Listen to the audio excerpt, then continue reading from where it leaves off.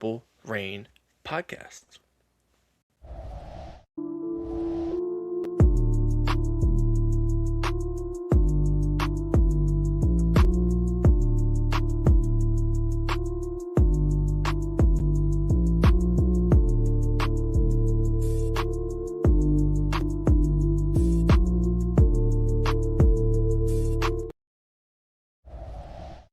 Welcome back to another Friday Eve, another Thursday edition, episode number 393 of the Purple Rain podcast. The Calais Campbell, Dewan Edwards, Lawrence Guy, Corey Redding, D'Angelo Tyson, Chris Wormley, Keith Washington, and most recently, Aeneas Peebles edition of the Purple Rain podcast. Thank you for spending your Thursday evening with us. We do truly appreciate it.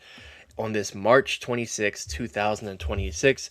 And we just went live last night and we were talking about after the stream, what are we going to talk about today?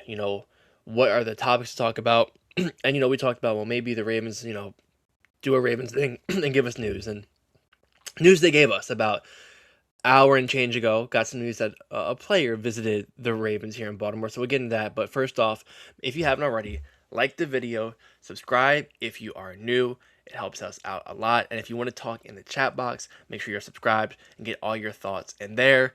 And you can follow us here on Instagram at the Purple Rain Podcast. Don't know where Sutton went. I guess I'm riding solo right now. You can follow me here on Instagram at simplyas10.prod and on X simplyas10.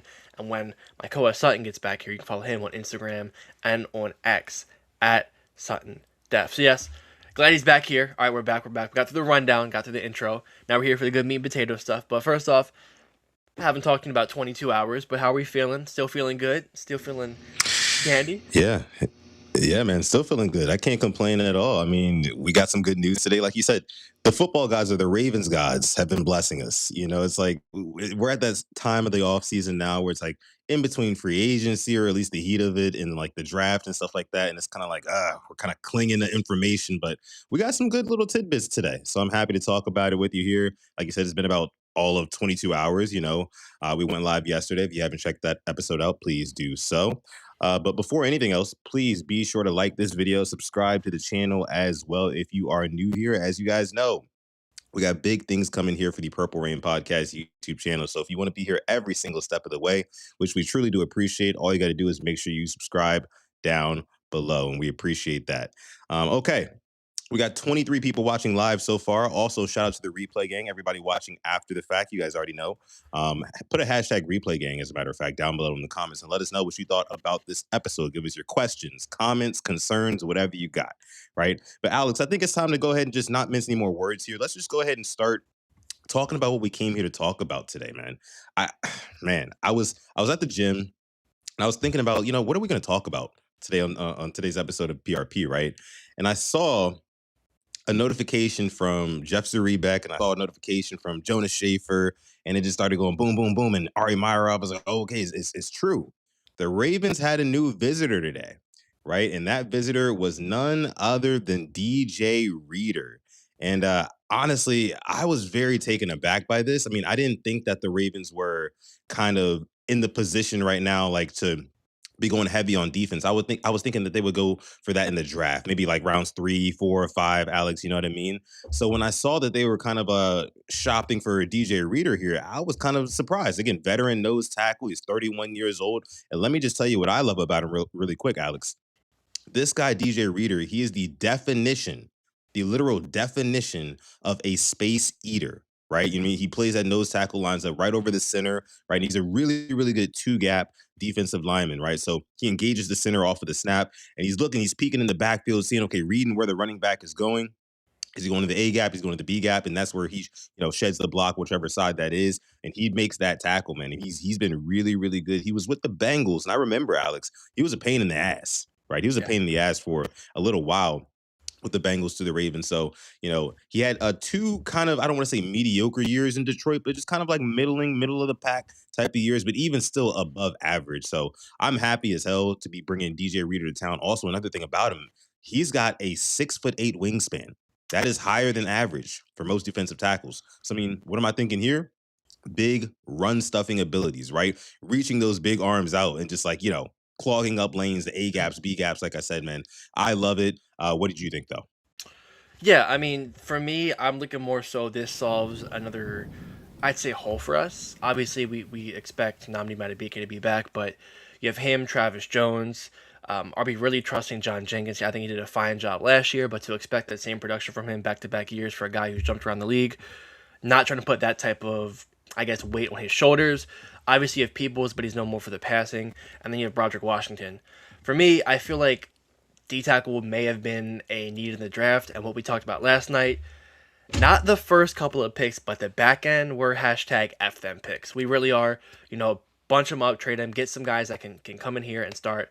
I was kind of taken aback though, because I was a little annoyed. I saw the Bills go and sign Austin Corbett and Lloyd Cushenberry, and I'm like, man, like the Ravens could have used with those guys because we've been harping here about getting linemen, which sucks. And coach, what's up to you?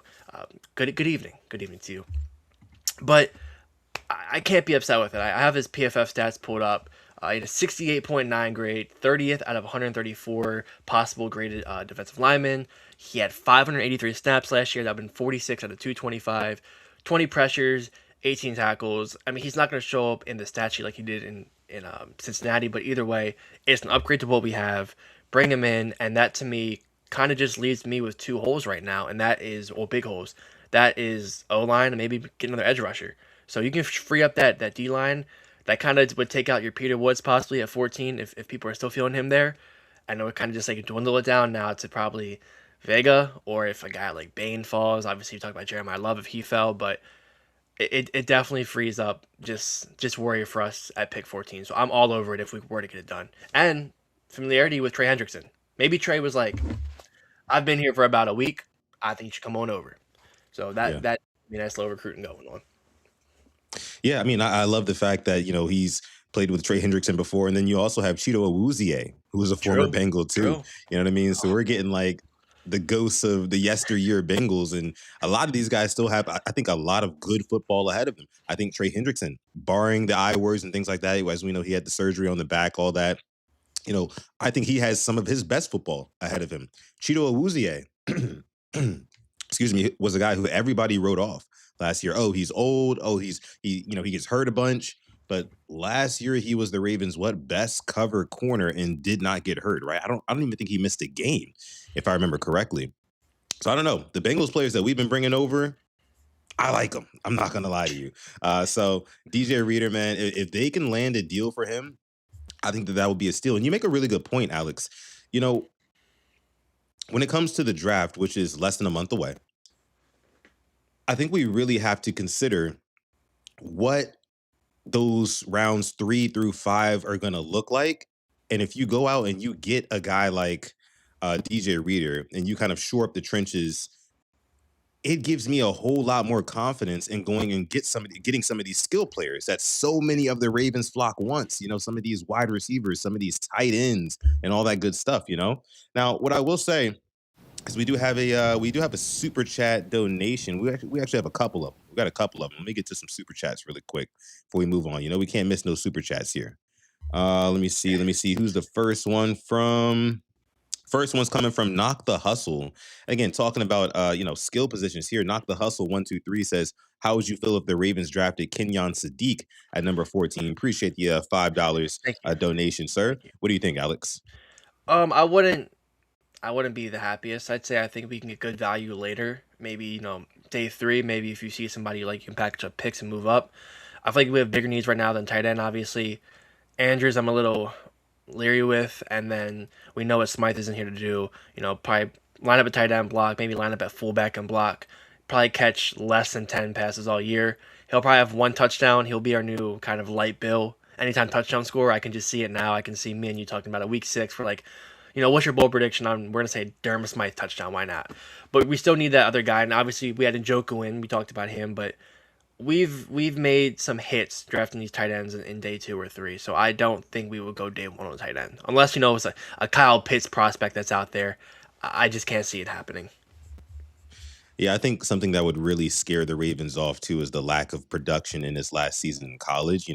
He's been kind of like mocked as like one of these like freak athletes, and when you watch his tape, his highlights at the very least, his highlights look they're sky high. You know what I mean? It kind of reminds me of like an Isaiah Likely, but a little bit more of like a physical specimen type of player. You know what I mean? Very strong hands, very athletic, but he can also dominate games. But I think that the Ravens have much bigger fish to fry than a tight end right now. You know what I mean? And you make a good point about Durham Smythe. We definitely will come week 4, 5, 6. Right, we'll be betting on our Purple Rain parlays on the long shot lay for Durham Smythe Jr. to score a touchdown, and it'll hit one of these weeks, or maybe hopefully a couple of these weeks. Right?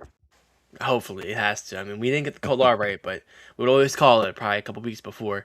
But yeah, We we'll like our definitely get guys. somebody. We do like our guys, unfortunately. And then Yeah. I see Zay Talk says must be an offense heavy draft inbound. Thank you for the two piece. And Yes. I think we kind of, I know you've definitely been alluding to it. You know, got to get your line right. Maybe you get a receiver in there as well, but I feel like it has to be. We've put a lot of assets defensively, I think, throughout this free agency. You've gotten Trey Hendrickson, you've gotten Jalen Hawkins. Now, if you get DJ Reader as well, yeah, that's a lot of on a defense that already has a lot of talent. We just knew it was kind of more the play caller, maybe rather than personnel, but it should be an offense heavy. And hopefully, maybe it's 7 or 8 picks, and I go 6-0 to defense. But we like we said, no 11 picks. If you use 11 picks, you to me it can't go higher than like a B plus. Honestly, it just there's no point because 3 of those guys I don't think will make the team, or if they do, they'll get no Yeah. play time. No, yeah, no, I totally agree with that. I mean, this does need to be a very, very heavy offensive draft. I mean, I'm talking offensive linemen, I'm talking skill players, I'm talking all of it, because like you said, the defense is damn near filled out completely. And I think a lot of us Ravens fans right now are operating under the assumption that Namdi Madubuike is probably coming back, right? With all of the workout videos and the speculation and things like that. A lot of us now are on the side of the fence of okay, he's probably going to play football again, and it's still fingers crossed on that. But assuming that does happen, Alex, I mean, you've got a star-studded cast there. I mean, Namdi Madubuike, potentially a DJ Reader, Travis Jones, right? And then you've got depth pieces with guys like John Jenkins, guys like Aeneas Peebles, right? And then on the outsides, are you kidding me? Trey Hendrickson, one of the best pass rushers in the National Football League right now. And you pair him up with a Mike Green, who, since the gravity is going to be shifting way closer to Trey Hendrickson's side of the field, right? Mike Green's going to have so many more opportunities. And that's just the line, right? Let's go a step further.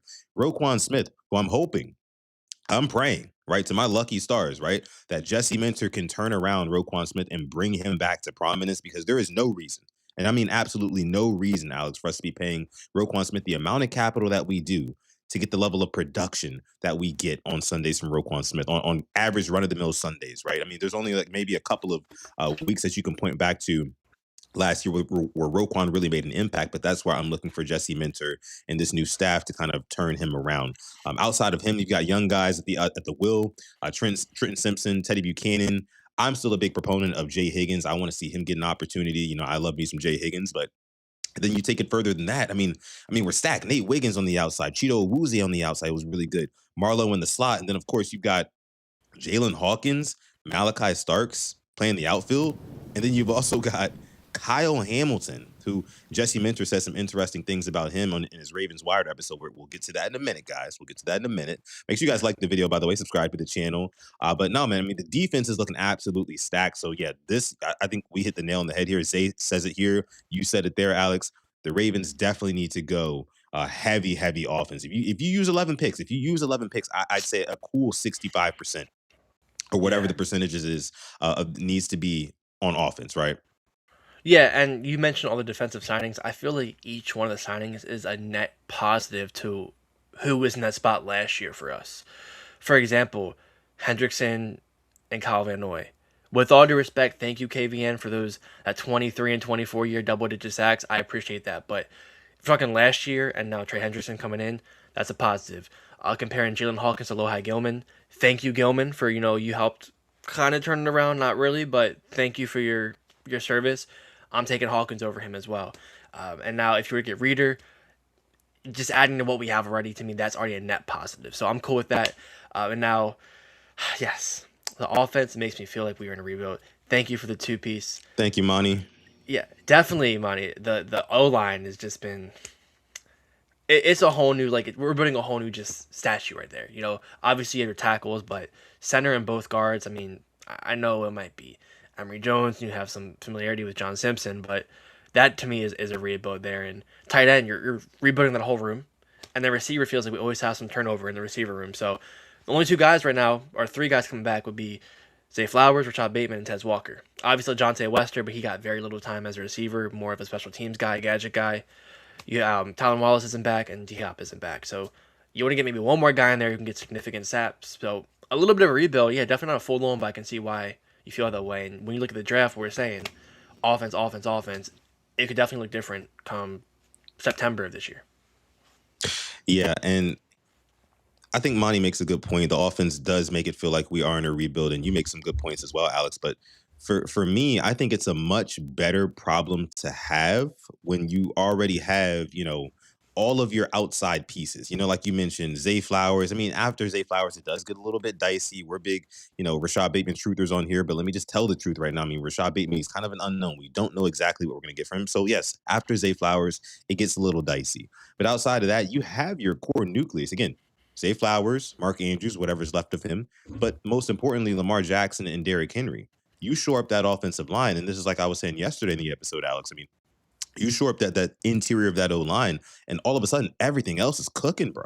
Everything else is cooking. So I think we're in a much better position now. And when you also consider the fact that most NFL GMs, right? Most national sports media members, they don't look at interior O line as premium talent, right? So that O line talent in the draft is going to be slipping and sliding all throughout the draft, right? So I'm still a big proponent of getting Vega of 14, right? I am. However, if we get into the second, third, fourth, and fifth round, and you still see some guys who can be viable candidates who can maybe not start right away, but maybe like halfway through the season you can plug them in, kind of like we did in Emory Jones, and they can be more than serviceable. Then yeah, draft some of those guys too. What did I say yesterday? I mean, I want insurance on my insurance. You know what I mean? Like that's what we need to have at the offensive line. There needs to be reserves of guys. You know what I mean? I don't want it to be a patchwork offensive line at any point in time this offseason. So like I said, it's a better problem to have when you already have your skill positions pretty much filled out.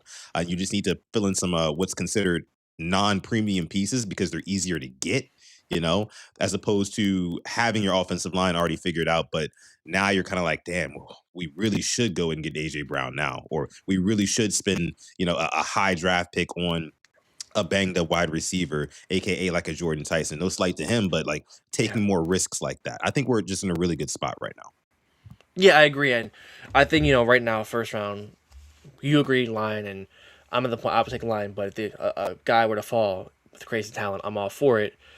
But to go back to these 11 picks, like, I think you said 3 fifth round picks. I'm sorry, Charm City Down says we have 4 fifth round picks. 4. And listen, there is great talent in the draft.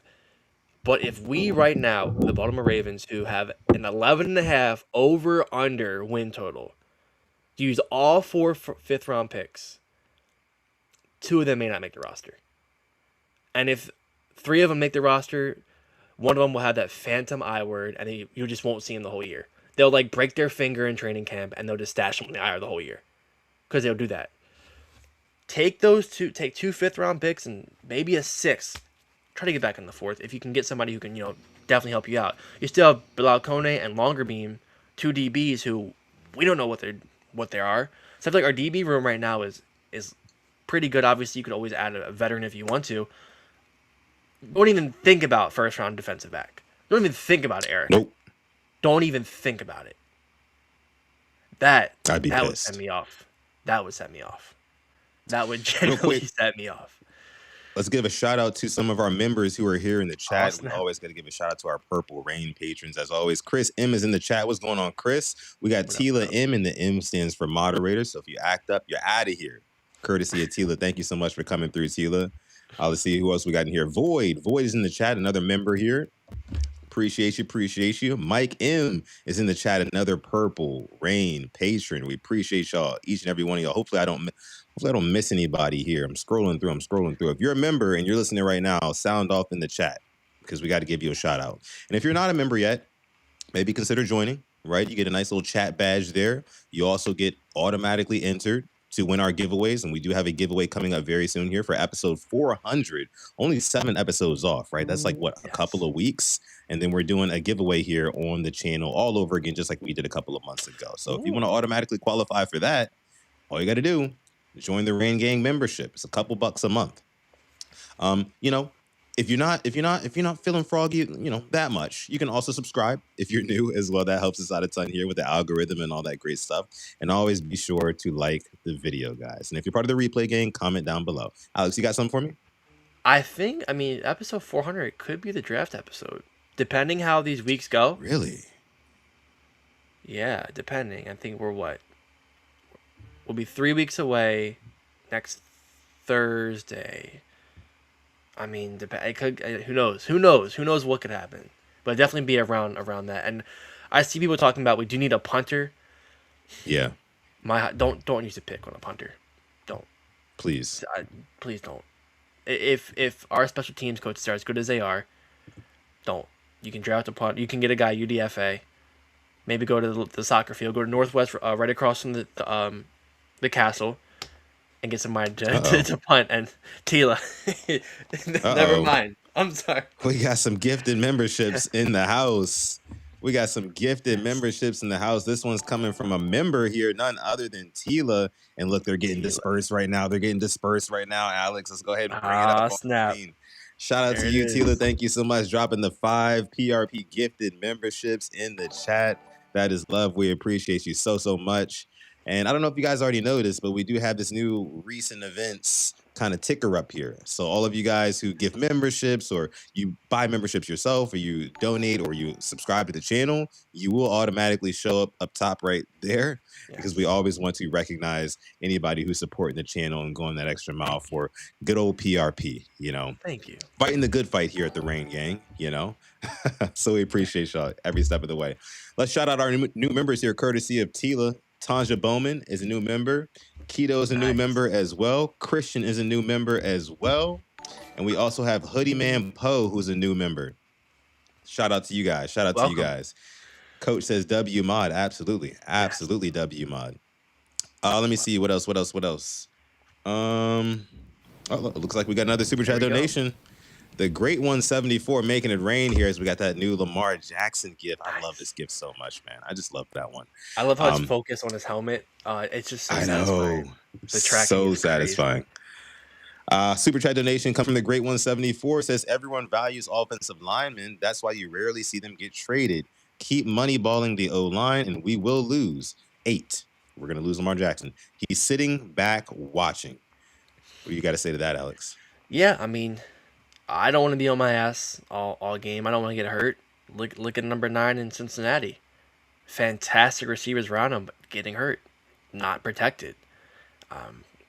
Lamar knows when he's protected, he'll put up great numbers, and he's due for a contract. If he does not sign that contract this offseason, and he has a stable line in front of him, and he puts up 40 touchdowns and 4 interceptions again, I just see that price keep on going up. So he has a lot to gain.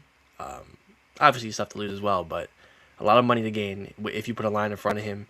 Yeah, just let him cook. We'll know what happens. Yeah, and it's funny how the Great Ones here says everyone values offensive linemen. That's why they rarely ever get traded. However, you don't see them get high draft capital spent on them. Isn't that kind of like a contradiction there? You would think, like, if these are guys that once you have them, you lock them up, you never let them go. It's like, maybe take a risk on them in the draft. I mean, that's kind of been my philosophy this year for the Ravens, right? I don't want them to spare any expense when it comes to getting this offensive line correct. Because again, the offensive line is the engine to the system that Jesse Minter wants for Lamar Jackson. Speaking of that, I guess this is the perfect time to kind of switch gears here and talk about the Ravens Wired episode. Okay. Alex, that came out yesterday. You had told me about it right after we got off live, and I didn't even know it was coming out, but I watched it right after. And first off, let me just say this, and thank you so much, Great Ones, for your super chat donation. Also, thank you, Tila, for the gifted 5 memberships in the chat. We truly do appreciate that. You guys making it rain here on this episode 393 of the Purple Rain podcast. But Alex, really quick about this Ravens Wired, before I toss it to you for your reactions to it. so well produced, right? I Yes. mean, the people at the castle, the media team for the Ravens, they are getting better and better over the years. You can kind of tell like these guys have stepped their game up. I don't know who's in there directing things. I might have to figure it out, Yeah. because I was really, really impressed by it. And this is as somebody who, went to school for like video production and all that good stuff. Like it was very, very impressive. And I love the fact that some of the clips circulated national sports media. Like I think Adam Schefter might have picked it up. Yep. Ari Myrov might have posted it on his account as well, kind of highlighting what we saw there. But obviously, I'm not going to play the clips that we saw. Everybody has seen it, but Jesse Minter, you saw behind the scenes of him getting hired, like the interview process and things like that. He talked a lot about Lamar Jackson. He talked about Kyle Hamilton. It was a lot of good stuff. He kind of flashed back to his days in LA where he was talking to Derwin James. All good stuff in there. And then the hiring process, and then him finally coming to the castle. All that good stuff. You got to see his kids. All that. Alex, let me toss it to you first. What did you make of the Ravens Wired episode that came out? What did you take from it? So I didn't watch the full. I caught the 5 minute clip of him in like the Zoom press conference. But what I will say is, well, first off, are you surprised that their media teams won multiple Emmys? Let me just get that out the way. I mean, I know I'm not True. surprised. I'm not surprised. When you see, our media team wins another Emmy, yeah, because when you put out stuff like that week after week, like we get our own mini Hard Knocks without the HBO cameras following, without it blowing up, which I really appreciate. But to the Wired, I just think I was happy. Like one of the first questions, like, do you see yourself calling plays? And I'm like thinking, Eric knew what he wanted. I think he wanted a coach that is more hands on, kind of we talked more X's and O's, and he got it. So I think from there he already had a nice jump, and glad to see Ozzy in there as well. His great footballing mind. It was a really we're lucky to just to have that insight because not every team will give us that. We wouldn't be able to see our head coach in his interview. We wouldn't. So thank you for that, but definitely insightful and I don't know. It makes me feel good about the pick a lot more. Yeah. Um, when it comes to Jesse Minter and that whole interview process where he was sitting down, like I don't know, like a part of it, like I don't know why I think that like some of these guys are just like so much more like buttoned up and professional, but like he felt like me in a job interview. You know what I Yeah. mean? Like, they ask you like this a similar type of questions, like, hey, how do you see yourself in this roles? Yeah, I really see myself excelling in this role because I've done X, Y, and Z before. And, he's given examples and whatnot. I just loved hearing Jesse Minter be so kind of like candid and talking to Eric DaCosta and Ozzie Newsome as well. Ozzie Newsome asked him a very, very important question, Alex. I don't know if you heard about it, but he said, "Hey, look, Mike McDonald. Are you friends with him? Like, how Yeah. often do you talk to him? Like, are you guys kind of on the same wavelength?" And Jesse Minter was basically like, "Yeah, yeah. Me and Mike McDonald. He's one of the guys in this league who like we kind of think alike."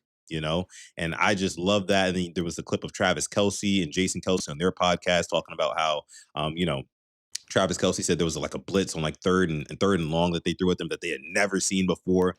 That's the type of stuff that you want to see. Like for so long, it felt like this Ravens organization under the tenure of John Harbaugh, under the tutelage of John Harbaugh, it felt like the Ravens were consistently going in one direction and everybody already knew what to expect from us, right?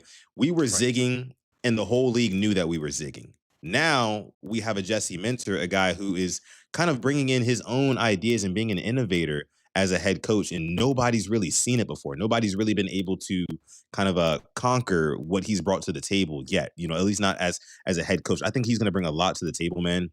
And I saw a lot of people talking about Alex how Lamar Jackson was not in the in that interview. What did you have to say about that?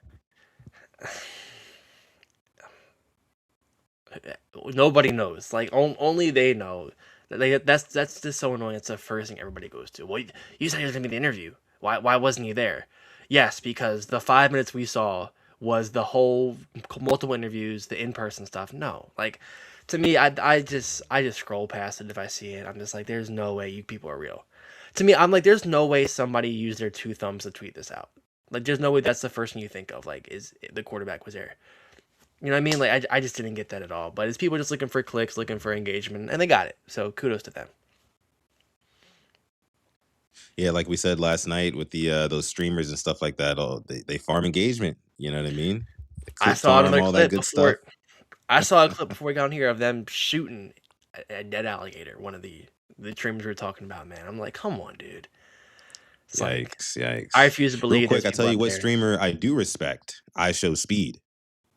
That kid Dude. is he's a different animal. You know what I'm saying? He was at the flag football doing his thing, wasn't he? And the craziest part is, if one person did not donate to him, the whole Ronaldo thing, it's like a butterfly effect. Like this may not never happen if that one person didn't donate to him, because that's kind of what blew up was the whole Ronaldo stuff. Wait, I don't even. What are you talking about? With Speed, so he got a lot bigger when he said the Sui for Ronaldo, and that like became a whole trend. And now like when you went to the soccer, it blew him up globally. And now it's kind of like that's like a butterfly effect. It's like if that person never donated, who's to say he'd be as big as he is now? It's like him out there with flag football, him out there, meeting all these players. It's insane. But he's doing fighting the good fight. It's good to see there's still some good in streamers. Yeah, for sure. And I mean, he's crazy athletic too. You saw him step for step with Devonta Smith, going down the field, and he had a pass breakup on him. Devontae caught he got him back on it, but like that kid's he's special. He's special. Anywho, we do have over 100 people watching live right now. Thank you guys so much for coming out to this episode 393 of the Purple Rain podcast. We're going to keep it trucking along here. Make sure you like the video, subscribe if you are new, and maybe consider joining our membership. But other things that were said in that Ravens Wired, Alex. So there was another thing he said about Lamar Jackson, right? He said that Lamar Jackson was his number one priority, right? Even, and this kind of stood out to me because we know Jesse Minter is a defensive guy, so for him to say, hey, look, Lamar is going to be my number one priority. We're trying to build a system around him where he feels comfortable, where he feels confident, and he doesn't just understand like, a string of plays, right? He kind of gets into a flow state with this offense, which is something that has really been missing. That's really been missing, Alex. It felt like, I don't know if you remember, but last season in particular, it felt like the offense was just so clunky, right? And scratching and clawing and fighting tooth and nail for every single yard, right? And that's just not where you want to be as an offense. Those type of offenses stay behind the sticks, right? An offense that is not in a flow state lives behind the chains. They live in 2nd and 8. They live in 3rd and 9. You know what I'm saying? So I'm really satisfied to know that Jesse Minter, again, even as a defensive guy, understands the assignment that is, coaching the Baltimore Ravens and understanding how important Lamar Jackson is. And that's kind of like the point I've been trying to make to you guys about this whole draft thing. Some guys are like, oh, sudden, I don't understand the whole Vega or bust, ideals. And it's like, bro, it's not. It's less about getting a boring, interior O lineman with the 14th pick or hey, with the 45th pick or whatever it may be early on. It's more about protecting and empowering that again, I'm gonna say it again, that demon of a quarterback. And number 8, Lamar Jackson. You know what I mean? If you protect him, everything else follows. So, I just love to hear that Jesse Minter. It sounds like he's got his priorities in order. We'll see what this looks like in the draft. I don't know if that's indicative of them maybe actually going interior O lineman with that 14th pick. Again, we'll have to see. But what did you make of him talking about Lamar Jackson? Yeah, kind of the same thing about the offense. You mentioned how it has to be in a flow state. I'm going to ask you this. How many games last year did the Ravens offense have over 200 passing yards? This is a good question. I'm gonna go 6. 4. Wow. 4 games. Wow. And I thought I was being generous. Wow. So it was both Steeler games, the Bengals loss, and then the Lions loss. In the 4 games that we threw over 200 yards, we lost all of them. It's some nasty passing yards up here. Obviously, a lot of them came with Huntley at quarterback, 107 and 117 against the Packers and Rams respectively. But the Bengals win, we shut them out 128. The Jets 143. The Texans 163. The Browns win 167. The Vikings 169. It's not pretty. It's not pretty at all. That has got to change. 4 games, 200 plus passing yards. With our quarterback, it's got to be better than that. So Yeah, it's I hope that unacceptable. I hope Minter and Doyle will have a plan. I want to believe they do because that is not just. for the expectations we have, and this 11.5 is the line for this team, and they threw Yeah. four games with 200 plus passing yards. And again, this is why, like we were talking about at the top of the show, Alex, this draft needs to be offensive heavy. You need an influx of talent on that side of the football. And it starts from the interior of that O line and it goes outward from there. So love hearing that from Jesse Minter because, like you mentioned, I mean, 4 games of having 200 plus passing yards, totally unacceptable. Can't have that. That's not winning football at all. Mm. And I'm just gonna kind of add Anyways, on to it. One thing okay, yeah, go ahead. is we had what is this? 1, 2, 3, 4, 5, 6 games with multiple turnovers. 1 game with 5 turnovers. 3 games with 3 turnovers. 2 games with 2 turnovers. I'm sorry, that's not winning football. That's Yeah, our got to. turnover differential was as too. It's I mean, terrible. oh my god, that Yeah. just 14 turnovers in 4 games. You're bringing back bad memories, Alex. Let's move on. Let's move on. Um, Hey, we're past it. Hopefully, we're past it. we are. Yeah, we can laugh about it now, right? But it's still like the dark ages, really. The famous purple rain pivot, the purple pivot, right, happened right after the season ended, right after Tyler Loop missed that kick, and I couldn't be more grateful. Now, another thing that he mentioned Kyle Hamilton. Jesse Minter did, and he was talking about how he acknowledged how Derwin James is a guy who you can use similarly to how Kyle Hamilton is utilized. And of course, we kind of already knew that would happen. But he made a big emphasis on making sure that offenses cannot scheme Kyle Hamilton out of the game, right? And I thought that was important. I thought that was important. And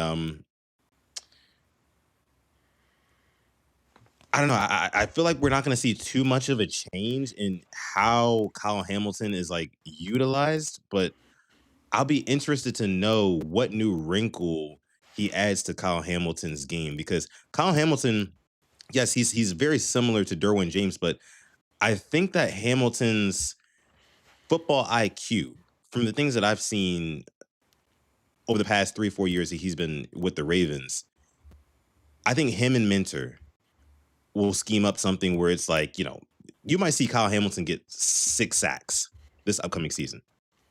I mean, like, I'm just like so serious. Let's actually set the line right now. Kyle Hamilton over under 5.5 sacks this season. I say it's very possible he gets 6 because again, Alex, you got Jalen Hawkins and Malachi Starks on the back end. Or that's a good point. Hamilton's going to be in and around that box, That's a good screaming after point. the passer. So and then you've got Trey Especially with Hendrickson to worry Hendrickson. about, Matabike. Yeah, go ahead. I feel like you can definitely have more fun with him. I just worry about what it could do to his body, but I feel like as long as he's not, Yeah. getting obliterated, unfortunately. But I feel like I could definitely see if he has anything over 5.5 sacks, you're in contention for Defensive Player of the Year. If he plays to the level he is playing at, you know what I mean? I think he just has never had the interceptions. He hasn't had that to really back up his game. I feel like that's why he won't maybe get more respect as a safety. As an overall defensive player, people know him to be this fantastic player, but as a safety, I don't feel like he gets that respect because he doesn't get the interceptions. It's not like a Kirby Joseph who had 7. It's not like guys like that, the ball hawks per se. That's yeah. Brown says here, yeah, causing interceptions, and you want your safety to He's get not that. But overrated though. no, Let's not I do feel that. like if anybody's getting picks, it'd be Starks because I think he'd be in the back end. Yeah. Yeah. I agree. Again, man, I mean, Jesse Minter, we talked about how he's the type of coach who can do more with less. But I mean, you're talking about with a Trey Hendrickson, potentially Matabike, maybe a DJ Reader, Hamilton, Starks, Jalen Hawkins. He's going to be able to do more with more here. And I'm excited to see what he does with all those pieces. And honestly, having so much talent on the defensive side of the football, I think will allow him to allocate more of his time and resources and his ideas to the offense, because now he's a head coach. Once you become once you become a head coach after being like a defensive genius for so long as a coordinator or vice versa with an offense, you kind of have to put down what you specialize in. And you kind of have to learn and focus more on the other side of things. So I'm very interested to see what he does with the offense because the defense already seems like it's game set match, or at least on paper. And I know we said this last year, but I think with a true bona fide pass rusher and Trey Hendrickson, things are different this year. Things are different. But yeah, I think that was pretty much the gist of the Ravens. Why do you have anything else from that? That's actually I haven't watched all of it. I saw the small clips. I mean, great storytelling from what I could see. Let me Hmm. see. I mean, I'm thinking about the defense right now. What it will with the Hawkins, with the Starks. That second linebacker is kind of what I'm thinking about. I mean, Teddy, we don't know, I guess, where he's at health wise, coming from the torn ACL, which the fact that it came from a special teams play still kind of irritates me. But that's Yeah. there's no point of just crying over that because I don't think that would happen with this coach. But I know we do have one more thing to talk about, and What's that that? is something that impacts every NFL team, no matter who you support, no matter who you're a fan of. Mm, And it's I think last happened in 2012. I want to say it did 2012, the Ravens Super Bowl year. Replacement refs, they may be back. And when I think of replacement refs, I think of Week One, I believe, Sunday night or Monday night football, Packers Seahawks, the Hail Mary in the end zone, and nobody knew what to call it. Was it a pick? Was it a touchdown? They gave it as a touchdown to the Seahawks, and they win. Looking like we may be heading that way once again with replacement referees in the Big 26 in the biggest league yeah, you want me to in America. read the article for you? Please go for it. Yeah, so this says ongoing labor negotiations between the NFL and NFL referees associations broke off earlier than scheduled this week as the sides were unable to make progress toward a new collective bargaining agreement. Sources told ESPN, and that's who this article is from. It says talks were scheduled for Wednesday and Thursday, according to sources, but ended after Wednesday morning session. It says the Referees Association collective bargaining agreement expires on May 31st. And concern about the distance between the sides has prompted the NFL to begin the process of vetting and hiring replacement officials for the 2026 season. Mm. Now, listen, Alex, with the amount of bullshit, and I'll say it was bullshit, that the Ravens had to endure last season, officiating wise. You guys all know that infamous Steelers game, Mm. the Aaron Rodgers fumble recovery or interception recovery, the Matabike phantom call that they already admitted that was wrong. I wish it was And then, of Matabike. course, yeah. Oh, wait, no, it's Travis Jones, wasn't it? Yeah. That's right. That's right. That's right. And it was, of course, the Isaiah Likely catch, non catch thing. If they can't get it right, well, honestly, I'm going to be honest with you, Alex, because in that game, they got it right on the field. They did. The They refs did. on the field weren't the problem. It was actually the guys in New York, the guys, who cosplay as the football gods, right? They sit up there in suits and they make decisions when they're not even at the game. They're not even watching how the game is living and breathing. They didn't see how things were unfolding in real time. That's who we really need to be worried about right now. I mean, again, I remember the replacement refs back in 2012, just like you. It wasn't a good time, No. but I think that there's bigger problems. It's kind of like a microcosm of the problems, just like the referees on the field. Because at the end of the day, when it comes to these like big controversial calls, it's taken out of their hands anyway. I mean, hell, you could me and you as referees, and as long as we call it pretty close, I mean, New York's going to take it out of our hands. They're going to make the final say so. So I don't like it, Alex. I hope that they get a deal done before May 31st because listen, at the end of the day, we don't need guys who are inexperienced, to say the least, coming in and officiating a Ravens versus Bills game or a Ravens versus Texans games that comes down to the wire or something like that. And then, it doesn't bounce our way because of a stupid call. But so, yeah, I don't like it, but I think there is bigger fish to fry when it comes to the officiating. Yeah, and you mentioned the guys in suits in New York. I think I saw something where if the replacement refs were to be there, I think they can go to New York. Like New York can overturn big calls. I believe roughing the passer calls they can overturn. I want to say maybe pass interference. I don't think so, but calls like that they can overturn, which is sad. And Christian says PRP for refs. Just don't have me doing a Ravens game. Don't have me doing a Ravens game, and don't have me doing a Lions game I'd be a because little bit biased. I'm turning a blind eye. If Jared Goff throws a pick, DPI coming back. We gotta run that back real quick. But no, yeah, I don't want to have those guys in New York, have a bigger impact than they already do because I don't trust them, especially after like we saw, and the fact they admitted they were wrong too. So you have all these guys in New York that somehow still got that call wrong, and they're making probably $100,000. Come on now, we've got to do better. We have got to do better. Yeah, So or yeah, give us those jobs, right? I feel like we do a pretty good job in New York, just kind of really because I mean sometimes I feel like as a fan now, like, and I'm just one guy, regular old Joe Schmo from Maryland. You know what I mean? It's so millions of people watch the game, and every Sunday there's like a questionable call where it's like, wait a minute, no, I've been watching football for 20 plus years. Like, I know how this game goes. You're not about to tell me that that wasn't a catch or that yeah. was a catch or that wasn't an interception or whatever. And it's just like, it starts to insult your intelligence a little bit after a certain point. And that's what I hate the most about it. So, again, hey, NFL, I don't know if you're watching this, probably not, but if you're hiring me and Alex, we'd love to come to New York and, and take that job as the football gods. Just Yeah, saying. we would bring logic back Yeah, in the sport because logic is no longer in the sport, especially there with you go. catches. That's my biggest problem with that. I don't like that at all. There's no logic. They don't really take that into account. It's just, and the rule is just so. There's a big gray area. What is a catch? What isn't? I don't know what a catch is. I'll be completely honest with you. I don't know what the hell a catch is. I'll be honest. They need to once they get this collective bargaining agreement figured out, or hell, even if they don't and they have these replacement refs, especially if they have the replacement refs, they need to send all of the replacement refs to a what is a catch summit, right? I need like a 3 day summit, like where there's seminars and examples and precedents that were set back in the day. I need them to really study and know exactly what the hell a catch is coming into this 2026-2027 season. I mean, that's all I'll say on it. But So a catch is one butt cheek is a catch, is what I've been told. Jonnu Smith, Mm, some okay. bullshit, man. I mean, that still pains me to this day.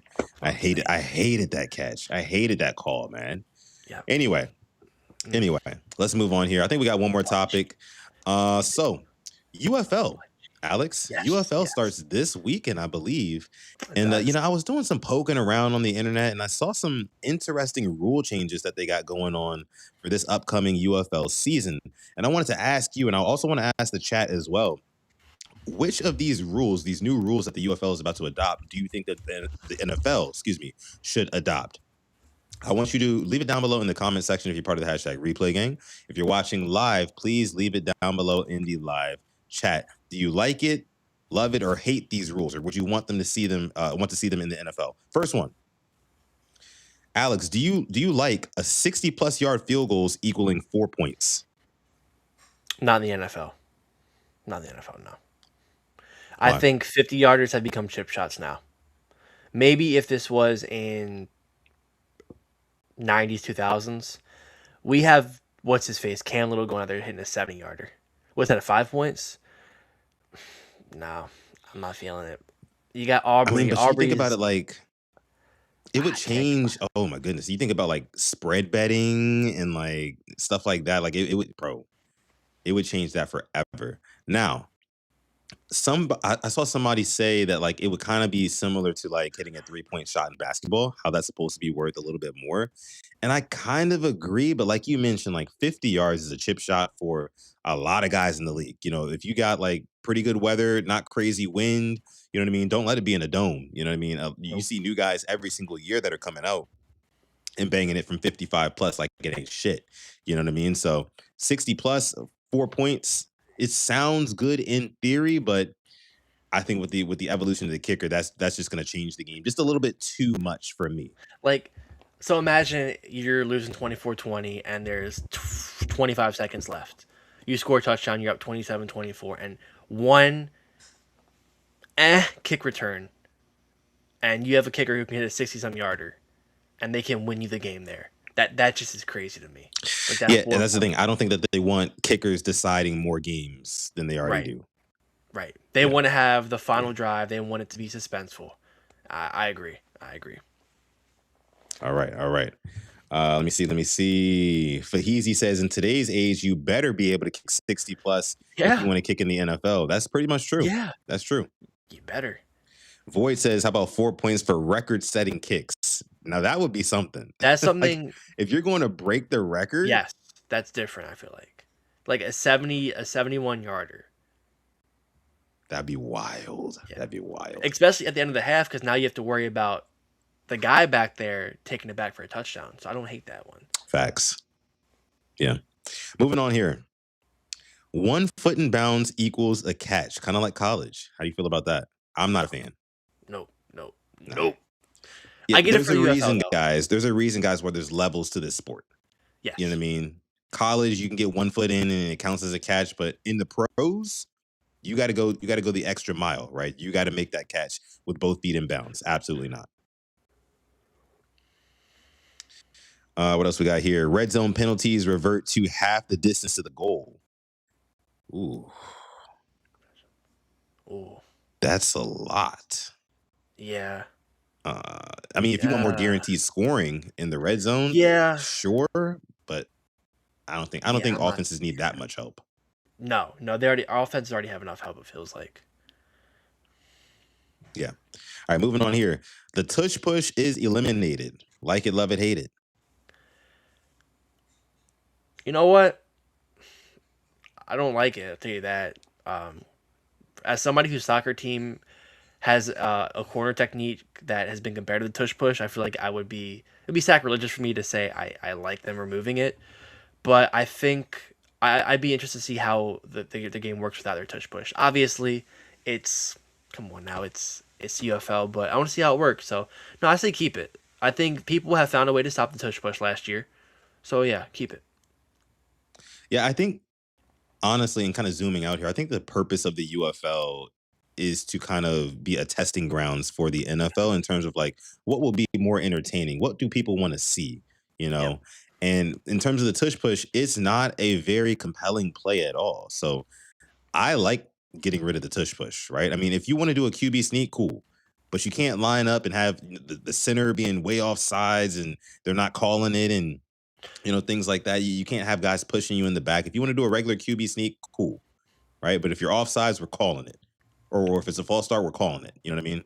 Yeah. Didn't mean to say offsides, but you guys know what No, I mean. It's go ahead. to your point and Fahizi's point, they don't ref it consistently. So when they're down there at Right. that 3 day seminar talking about what is a catch, I want them to be taught how to ref the tush push. Yeah. If a guy is lining past the ball, if he is jumping early, that's a flag. You know, call it. Just because you're sitting there, looking at the ball and how pretty this is, no, ref it correctly because they not all tush pushes are ref the same. Yeah. I just think the fact of the matter is that like nobody really wants to see that play happen. There's a reason why they move field goals back from like being like extra points from being chip shots from like the 10-yard line to like the 30-yard line because it was an automatic get up bathroom break. You know what I mean? And maybe the tush push isn't the exact same thing, especially if it means a first down or not, and you have to punt or not, whatever. But again, it's just not good TV. And I think with the NFL going towards all these streaming services, Amazon, Netflix, these guys are counting to the second. Like, okay, how are we retaining viewership? And I don't think tush push is really retaining viewership, especially for casual football fans. It's like, wait a minute, what is going on right now? Are they pushing him in the ass for 1 yard? This is what they do in this sport. I mean, I could have just watched rugby for this. You know what I mean? Yeah. Anyway, moving on here. Number 5. This one is very, very interesting, Alex. So no punting inside the opponent's 50-yard line. How do you feel about that one? We're already there. It feels like in the NFL with the way teams go for it. Like this is the Dan Campbell rule. This is Dan Campbell. Like this is just go for it as much as you can. I like it for the UFL. For the NFL, I don't think I do. There's still an art of punting, of pinning your opponent deep in their territory and forcing them to get out of their own end zone. So for the UFL, I love it. To be honest, I love it for them. For the NFL, I wouldn't like it. Yeah, I mean, I think it would just be way too I get it. We want more offenses on the field, but you know what? Honestly, I do like it. I was trying to talk myself out of it, but I do like it though. I'm also a big fan of, and this is kind of unrelated, but instead of what is it, onside kicks, give me a Yep. 4th and 15 or a 4th and 20, whatever it is. And if I get it, we get possession and we roll. And I think that if you cross the 50 and you get stopped at the opponent's 41-yard line, 44-yard line, something like that, and you have 4th and 7, the opposing team's defense, they don't just automatically think they can get off the field. No, you have to defend for another play. The more offense, I think, the better. So I like that rule. I'm not gonna lie, I do. I feel like more people tune in now to UFL games to see it happen. I mean, I'll be tuning in for Yeah, sure. I'm I'll gonna tune definitely be in. tuning in. Let me see. What else do we have? What else do we have? Let me see. Okay, so overtime is 3 alternating attempts per team from the 5-yard line. Now, this one I don't like. A little college-ish. Now, I want to ask you this, Alex, because this kind of reminds me of like PKs. You know what I mean? Like you just kind of doing one thing, and we're kind of taking turns, and whoever can get it the most wins, right? How do you feel about that? True. That's a good comparison. I mean, they're gonna pass the ball every time. Unless maybe a wildcat. I don't see Yeah. lining someone in the backfield and running them 5 yards in. That'll be interesting. I don't like it. I'll tell you that, but it'll be interesting to watch if it were to happen. It will happen. Yeah, I think the reason why I don't like it is because I don't want to see the same play happen, Right. 6 times back to back to back to back to back to back. Right. I'm good on that. You know, I'll take it's much more compelling watching one team or another drive down the field, like make a Mhm. drive when they really need it the most instead of just, okay, what do we have for what plays do we have for when we're at the 5-yard line? I mean, teams have a chock full, like huge playbooks for that situation, and I think it kind of puts defenses at a disadvantage. I don't really like that. So yeah, I'm not a fan of that one either. Last one, Alex. Point after touchdown options. So if you score a touchdown, after the touchdown, you have 3 options here. You can go for 1 point, which is a kick from the 33-yard line. You can go for 2 points, which is just basically like a 2-point conversion from the 2-yard line. Or you can go for 3 extra points, which is basically a 3-point conversion from the 8-yard line. What do you think about that? Once again, for the UFL, I love it. For the NFL, hate it. It just fits their league. It fits their whole, I think, brand. It's spring football. You don't know what to expect. Hell yeah, give me a 3 point after a touchdown. Hmm. I don't know, Alex. This one is kind of intriguing. I just kind of like the idea of play, not the overtime ones, but like I kind of like the idea of plays where like, okay, when you gotta have it again, we're down 9 points, with a minute left to go. Instead of like, because honestly, if a team is down 9 points with a minute left to go, you might as well change the channel, right? It's a two True. possession game. Even if they score a touchdown, get the 2-point conversion, they're still gonna have to do an onside kick, which is like what you get a 13% chance at recovering it, or something crazy like that. It's over, So it's like I feel like this would create for a lot more huge moments, more noteworthy moments that we talk about throughout the week, like on this podcast, stuff like that. And hey, man, if your offense can pull it off from the 8-yard line for a 3-point conversion, I mean, it just kind of speaks to who's got the better team, really, Yeah. to me. You know, Again, for the overtime thing, I think that's a little bit different. You should have to drive the length of the field, right? You shouldn't be able to just start at the 5-yard line and try to punch it in 3 different times. But I like that last one, man. I do. So that was all the rules. I want to give you this since we're on the topic of Okay. UFL. Obviously, if I were to support a team, it would be the DC Defenders, but the Birmingham Stallions offense. Just walk with me. Quarterback Matt Corral, running back Snoop Connor, wide receivers John Ross, Justin Ross, Laviska Chenault, Deion Kane. Oh, damn. Like, I want to watch them. I want to see how that looks. Obviously, there's a lot of talent there. There's so much talent in that receiving room. I'm going to be looking forward to watching the Birmingham Stallions this spring. That's gonna be interesting. Okay. All right. Shoot. I mean, I might have to give him a watch too. They play this weekend, right? Well, I'll pull up the schedule. Let's take a look. Yeah. So week Christian one says Stallions are the best team every year, aren't they? might as well be. Oh, there's new teams now. Louisville Kings. So yes, they play this Friday at 8 o'clock. Stallions at Kings, and then you have Defenders against Battlehawks, Gamblers against Renegades, and Aviators against the Orlando Storm. Hmm. Okay. Yeah, definitely have to check those out. Definitely. I mean, because you never know. Like some of these guys are kind of like NFL rejects and stuff like that. Obviously, some of those guys are a little bit older, maybe a little bit washed up, but you can probably see some of the talent. I mean, we've seen it before. We've seen guys in the past from the UFL and some of those other spring leagues, the XFL, stuff like that. Some quarterbacks have come over. I believe PJ Walker was from the XFL. You had Gary Gilbert, I want to say, from back in the day. A couple Yep. of different guys. So definitely check it out if you're not doing anything else. Obviously, there's no other football to watch. If you just want to watch some football, you might see some guys who might get called up to the NFL. Hey, there's some names on here right now in DC Defenders. Former first round pick DeAndre Baker. How about one Charles Boogie Basham on the Defenders? Mm, You have Kiki Kuti, Tykeem Doss, Adrian Ely. I think he played for the Ravens at a point. Um, yeah, there's definitely, you go down the roster, you'll see some names like, wow, I remember them. Puka's brother, former Raven Kainakua, he's on one team in UFL. It'll be good. I think it'll be an okay, all right watch, not a great watch, but I'll be tuned in. We'll see. definitely be tuned in. Another thing we'll be tuned into this Saturday night. You got a new UFC card, a really, really good UFC card this weekend, man. Israel Adesanya fighting Joe Pfeiffer, man. That's going to be an absolute banger of a fight. Real quick, I'll give my prediction. I'm going to drop a video on it on the channel later, but I'll just give you a little sneak peek now.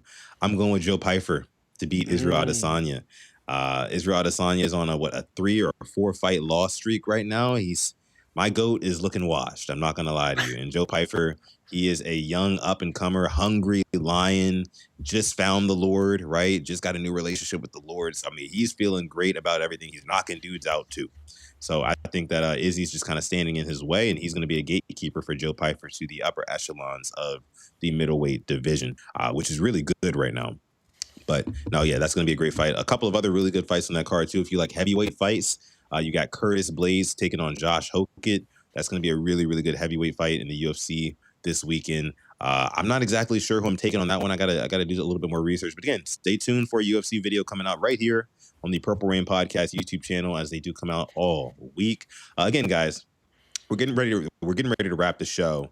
So be sure to like this video, subscribe to the channel as well. We'd appreciate each and every one of you guys if you did that. It is free to like and subscribe. If you do want to show a little bit extra support and maybe join our channel membership, big shout out to Tila gifting 5 memberships here today and all of our new members here.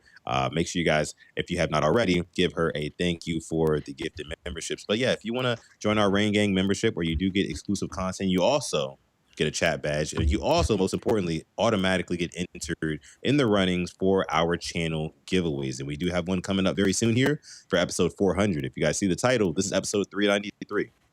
So we're only 7 episodes away from episode 400, which is going to be our giveaway episode. So if you want to qualify for the giveaway, please, please, please, please be sure to sign up for our Rain Gang membership. And we appreciate you guys. We love you guys. And with that being said, I'm going to let my guy Alex take us out. real quick, Faze just brought me back. He said he used to have season tickets to the Arena Football League. So did I. So did I. Oh, wow. Arena football. You ever watch Arena Football, something? I haven't. Well, I've probably watched it in passing. That shit was. They got to bring that back. That was like. You want to talk about offensive plays, offensive concepts? You have guys going in motion and running to the line of scrimmage full speed. That was a completely different game. Oh my gosh, Fazy, thank you for that. I totally Sounds forgot about Arena Football, dangerous. dude. There was a time we had, I think, second row seats. Not to get on a tangent, me and my pops. We had somebody get hit so fucking hard, they were in our lap, over like the wall into our lap. It was like one of the coolest things in the world. The Baltimore Mariners, they played at the Royal Farms Arena. It was the first Mariner Arena. Now it's whatever it is now, but yeah, that was super cool. And voices is fan control football. I think that went under. That was kind of cool because the fans got to Yeah. pick the plays.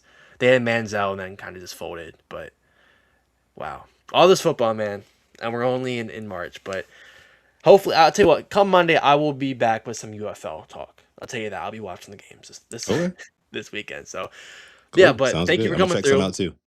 talking some ball. Yeah, maybe we'll be the next UFL YouTubers. Who knows? Get a sideline passes. I don't know. There can't be a lot. Maybe we're the first Can't few. be. But thank you for coming through to this episode 393 of the Purple Rain Podcast. We love you. We appreciate you. And as always, stay positive, test negative, and stay safe this weekend. Yes, yes, yes. And never, ever, ever forget, even on the rainiest of days, to call God. We're going to catch you guys in the next episode of the show. Peace.